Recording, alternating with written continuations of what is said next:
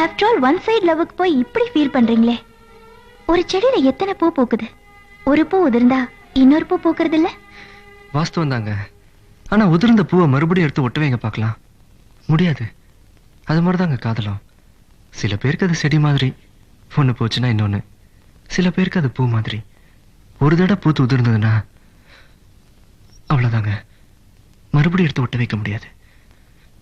அது மாதிரிதாங்க என் காதலும். லவ் ஃபெயிலியர் ஆன எத்தனையோ பேர் வேற கல்யாணம் பண்ணிக்கிட்டு சந்தோஷமா இருக்கலையா? இருக்காங்க. ஆனா அவங்க சந்தோஷமா தான் இருக்கிறாங்களான்னு நமக்கு எப்படிங்க தெரியும்?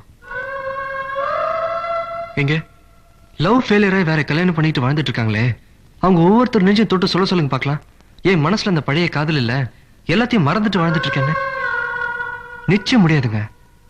100 வருஷம் ஆனாலும் எங்கோ ஒரு மூலையில அந்த முதல் காதலை வந்து ஞாபகப்படுத்திட்டு தாங்க இருக்கும்.